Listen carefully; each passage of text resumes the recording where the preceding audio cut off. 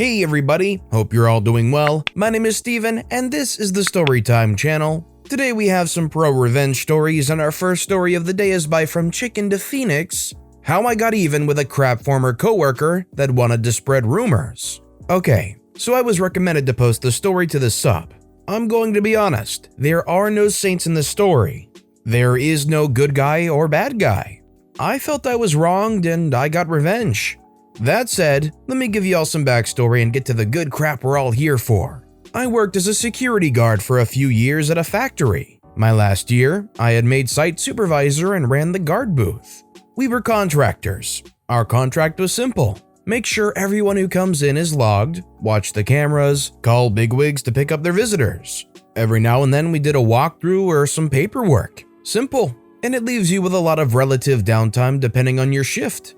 During my tenure, I made a few friends, a few enemies, and got along with most of the people working there. It's surprisingly easy to investigate incidents when people like talking to you. One of the enemies I made was a supervisor, let's call him Ted. Ted had worked his way up from a line worker and felt that since he had made his way from nothing, he deserved his ego. He had squared himself firmly against anyone he couldn't control, and I never gave him his due. We all know the type. Now Ted treated his line workers pretty poorly, and more than a few came to me to report his misconduct. One of our duties was to log any of these complaints as an incident report, submit a copy to the factory admin, submit a copy to our company, and then file the original. Ted had his own folder in that drawer. Ted did not like this. Ted did not like me. At the start of COVID, we lost most of our staff in the booth. We were down to 3 guards trying to cover a 24/7 schedule. We did a lot of 12-hour shifts starting from March going all the way to October when I left. My company struggled to fill the missing spots, hiring 2 guards during that period. Neither lasted more than 2 weeks. October came, I was burnt. Then both my remaining guards quit. I don't blame them in the least. I immediately turned in my 2 weeks and refused to work more than 12 hours a day. After I turned in my notice, my company scrambled to replace me and the missing guards. They got my replacement at the start of my last week, and she started on a Sunday. I trained her for 1 day and she never came back. I discovered on my last day she had claimed that I had intimidated her and made her uncomfortable. She told my boss she didn't feel safe around me. Now, I was livid at this. I have never mixed business and pleasure. I'm a big guy, I work out. I never had those intentions at work. It was a major joke anywhere I've worked because my tagline has always been, I don't crap where I eat. I was burned out. I had an amazing woman I am now dating who was coming out to see me in 2 weeks. I had spent hours training this woman. I had her scheduled during my shift for the entire week so I could walk her through everything to do with the job. I had squared off with the factory admin to keep it that way. I was doing everything I could to help her because she was coming into a major freaking mess. Admin was looking for a different contractor. Supervisors were trying to access our files. We had crap tons of sensitive information that would have let anybody move up the ladder quick, or at least remove a lot of competition. It was chaos. At this point, I hadn't had a day off or a good night's sleep in 3 months, and the boss I had only ever talked to over the phone had arrived in person to tell me this crap? I had almost been terminated over this on my last freaking week. If I didn't have the work ethic my father taught me, I would have walked then and there. I finished my day and walked away, never intending to think of that job again. Now the story should end here. But it didn't, and this is the juicy part y'all are hankering for. See, after I left, a few friends kept me up to date on the going-ons. My replacement came back for a day and then quit, citing the long hours would keep her away from her kid. I was salty, but it's not my problem, until a few days ago. See, Ted had found out about her allegations and began spreading rumors I had been terminated for sexual harassment. He then told people I was a serial harasser and had caused a former female employee to quit as well. She had left as I had gotten the site supervisor job over her. I had seniority and she had a dirty disciplinary record. She had a few incidents that had nearly gotten her fired. I didn't like this, especially given that 2/3 of the incident reports I had on Ted were for sexual harassment. What Ted didn't know is that I don't like being freaked with. While I'm quiet and unassuming, I had plenty of time to build my MAD folders. Little personal history: when I was a computer tech, I had been royally screwed over and nearly fired by my then boss. He gave me directives that were a violation of company policy, bad enough that when they came to light, I was given an immediate final written warning. Since I had no proof he told me to do what I did, I shouldered full blame. Since that day, I have created mutually assured destruction folders, MAD folders, on anyone that I felt would try to freak me. Ted was one such person. All the originals of my folders are kept hidden in online storage and most are never touched. But Ted pissed me off and was threatening my future job prospects. Reputation is everything. So I opened his folder. I had access to the camera system at the factory. Folks, small town factories are disgusting. People do crap you wouldn't believe. One really popular thing to do is freak in the parking lot. Ted had built a little harem for himself by giving better line positions to women that gave him a little action. And I had pictures and video. I made a nice little folder with some choice clips and stills. Then I sent them to his wife and oldest daughter. Dude is 20-ish years married with 4 daughters, 2 in college, 1 graduating in a year or 2. No clue what happened there, but I doubt it's going well for him. And that wasn't the end. I wasn't satisfied. This never would have been a thing if that replacement hadn't used me as an excuse to duck and run. I told y'all there's no saints here. During her 1 day of training, my replacement had asked me about cell phones with good cameras and a bunch of weird policy questions. A few careful questions and lo and behold, she has an OnlyFans. I warned her that that was a huge violation of our contract with the company. Any type of sex work is forbidden as the company has clients in Vegas and some European countries where that is legal and doesn't want any workers moonlighting. The company is incredibly strict on that. Strict to the point that I could have terminated her on the spot. They are impartial. Man or woman, it is not tolerated. Thinking on this and being very irate, I track it down. And she was nice enough to have links to her premium Snap. I bundle this and send it to 3 groups. My previous employer, the IRS, and her ex. She had been in a protracted custody battle with him, and our state is a little conservative. Judges here do not look favorably on sex workers. Most have a prejudice that women are hooked on drugs and will harm the child. And I just gave her ex evidence of sex work and possibly tax fraud. If his lawyer can't get at least split custody, no child support, that's on the ex for being a piece of crap. So that's my story. Let me know if y'all feel this is pro-revenge or not, cause honestly, I'm not sure if I went far enough. Man, so in your guys' opinions, did OP go far enough? Was what they did more than justified? Did they go too far? Let me know in the comments down below. Our next story is by Taper and a Top Hat. The story of how I got out of a bad car loan. This is the story of how I bought my car a little over a year ago. I had recently returned from working overseas and had been shopping around for about a month. I found myself at yet another used car dealership and on a whim, I test drove a vehicle that cost more than I was hoping to spend. Being young and dumb, I also let slip that I was looking to finance. I didn't really need to get a car loan. I just didn't have any credit at the time and was hoping to build some. This becomes important later. Well, wouldn't you know it? I was in luck. They could work out the details of the loan for me right there at the dealership. And they would even include an extended warranty bundled in. I know, I'm an idiot. Being inexperienced as I was, not to mention sleep deprived, I was working nights at the time, I skipped along and signed on the dotted line.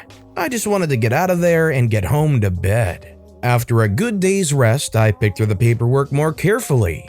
The more I read, the more embarrassed I felt at what a sucker I was. Severe interest rates, bogus fees, overpriced warranty, and GAP insurance nonsense. I had fallen for all of it hook, line, and sinker. The next day, I stormed back into the dealership brimming with useful bluster born of my embarrassment. No, I'm not a big guy, but I can have a big mouth if the situation calls for it. I also had a full mohawk at the time, which probably added to the effect. I went straight to the manager and called him out on his shady business practices and general lack of moral fiber. Naturally, he was very offended that I would dare make such accusations. He was, of course, a most honest businessman who had been clear and straightforward all along. I had the paperwork from the beginning and chose to sign of my own accord. This last part, at least, was true. Still, he didn't like it when I pointed out that me being stupid enough to fall into his trap didn't negate the fact that he was offering a predatory loan in the first place. I wasn't arguing the terms of the loan. I was coming straight for his personal character. Manager man was starting to get emotionally worked up too now. He was gonna prove this whiny louse wrong. Not only was he crooked, he was so magnanimous that he would even let me out of the loan. All I had to do was write him a check then and there for the full value of the car. Now here comes the revenge. I said, okay. His eyes got big. It was clear he wasn't expecting this answer. Wasn't expecting some punk kid who had already signed up for extortionary financing to be able to pony up that kind of cash on demand. But thank God, the one not stupid thing I had done was make sure I stuck to getting a car I could pay for in full, just in case. It was too late for him now, though. I had called his bluff. Once the words left his lips, he couldn't renege without fully admitting I was right about his being deceitful. Without another word to me, manager man called somebody over to take me elsewhere and work out the details. Somehow, despite having already signed my soul away, I managed to further talk my way into getting a bunch of other nonsense fees waived. They definitely didn't have to do this, which leads me to believe that A, they were sick of the yelling Mohawk guy and were just ready to be rid of me. B, there was even shadier stuff than predatory lending going on, and they knew I would call them out and could put my money where my mouth was. Or, in a very distant third place, C, this other guy I was talking to recognized the fees were BS and was trying to do right by me. I came in a little later that day to drop off the cashier's check. Manager man was still fuming. When I put the check on his desk and asked if everything was in order, perhaps a little too gleefully, he wouldn't even look at me, just pursed his lips, nodded and stared blankly at his monitor. I picked up the title from the front desk lady, whom I'd always been very polite to. She seemed to be sharing the schadenfreude of my getting one over on her boss and shot me a knowing smile. I know I was naive and careless getting into such a quagmire and that I am lucky the things went the way they did. But when I get behind the wheel of my very own car, I still find her smirk creeping across my face. The top comment on this Reddit post is, "And that, kids, is why you always read anything before signing it." I would even take that a step further and say if there's any kind of contract that's probably worth more than 4 figures, and somebody wants you to sign it within a day's time with no prior knowledge, there's probably a problem and you probably need to read whatever that is pretty thoroughly. And our final story of the day is by Madeline Stowe. Affair partner gets dirty, illegal, linens aired, loses job as financial planner. Names: Matt, edited, me for clarity, 39-year-old gay male with lupus. George, partner of 13 years, is a year older at 40. John, 33-year-old affair partner, financial advisor. Background: a bit of backstory. Partner and I were monogamous for 10 years. Sure, we had an occasional threesome before that, but nothing long-term. I know I am potentially going to get a few people who will say that's where it all started. The understanding was that we would not do anything behind the other's back, and whomever we brought into the relationship would be an equal in the relationship. We wanted to have our couple evolve into a throuple. Needless to say, it didn't work out. We tried, and basically the last person we tried to court ended up gaslighting me and playing the victim with George. Admittedly, I wasn't bringing my best self to the relationship. 2 people who had basically raised me died and I was in mourning, and I was focused on the rest of my family, whom I love dearly. Partner uses my lupus and choosing to spend time with family as his justification for cheating and lying to me about it. D-Day. Spread over a few days before COVID lockdowns. In March, my partner had told me he wanted some time apart. I initially agree, but then things just didn't seem right. I thought we were fine relationship-wise, but something seemed to miss. I have my own place and I give him some space. D-Day 1. Sunday, he tells me he has a spa session, legit massage, that evening and that he would be busy and wouldn't be able to meet till late for dinner. I didn't think anything was going on behind my back. He said he would call when he was done and not to wait for me for dinner. We were still having meals together since it's something we were so used to doing together. I needed some notebook I had left at his place, and thinking he was having his spa session, I let myself into his place. Lo and behold, he's having dinner with the John. I leave and he assures me that he's just having dinner with a friend and that his spa session got rescheduled. I asked point blank if anything was going on between them and he said no. D-Day 2, Wednesday, I'm just a complete wreck. I don't know what's going on, I don't know what's true and what's real anymore, and I get the gut feel that there's more to George and John than George is letting me in on. I do some sleuthing and find out that they're friends on Facebook, but not on Instagram. Curious, no? Yet they've been liking each other's posts on Instagram. I remember George logging into my iPad, so I go on and check for any message history. And wouldn't you know, I see exchanges between them going on for months. Once again, I asked George who is the person whom he's friends with on Facebook but not on Instagram and why their interactions are so bizarre. George tells me he's just a friend, nothing more, and that I'm crazy. My blood must have been boiling at this point. I then remind him that he's still logged into my iPad and his face just changes. He tells me that I betrayed his trust and that I really shouldn't have done that. He must have been in full-blown panic mode. In their messages, I find out they've been seeing each other since September 2019.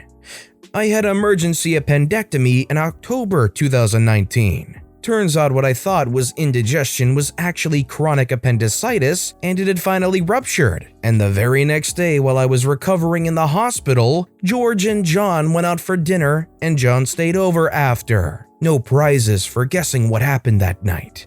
They're talking about me in their conversations and they even arranged to meet on Monday after D-Day 1. John asked if I would show up again and George said that I wouldn't. At this point, my whole life before just felt like one big fat lie. I'm having plenty of sleepless nights, thinking about how I'm the chump they were fooling for 5 months. I was none the wiser. Furious, I engaged revenge for hire service. I wasn't thinking clearly and caveat emptor, I lucked out with a service that did a good job. I gave them all the information about John I had, not much, just his social media accounts, and they did some investigative work. They dug up quite a bit of dirt on him. Turns out, John was in a relationship as well. Inform the partner? Check. George wasn't the only person John was cheating with. They managed to find some chat history of his hookups all the way to 2017. What's most interesting is that John enjoyed using illicit drugs while having these trysts, complete with contact information of parties involved and locations where it happened. They dug deeper and found conversations where he would advise friends to commit insurance fraud. Nothing major, mind you, but well, fraud is still fraud. And from the conversations, it seems that the insurers did pay out for bogus travel delays. The revenue agency then asks me how I would like to proceed with the information. I told them I just want his life ruined. My life and relationship have been ruined. Why not share a little of the pain I was feeling? The agency said that they had informed all the parties involved. Last I heard, the insurance agencies dropped him on the basis of encouraging insurance fraud. And he has a criminal record for drug use. And now that he has a criminal record means he can no longer travel to Canada or Japan, countries he loves to visit. His family knows that he's been cheating and using drugs, and his partner knows he's been freaking around without protection and without prep. I totally understand OP wanting to just burn everything down for getting burned themselves, but going and hiring some like private investigator type company and getting all this dirt dug up, that's a whole nother level. And then for it to work out as well as it did? I mean, there's going to be some pain in the end left over from all this, but it's gotta feel a little bit better knowing that you're not the only one having to experience it.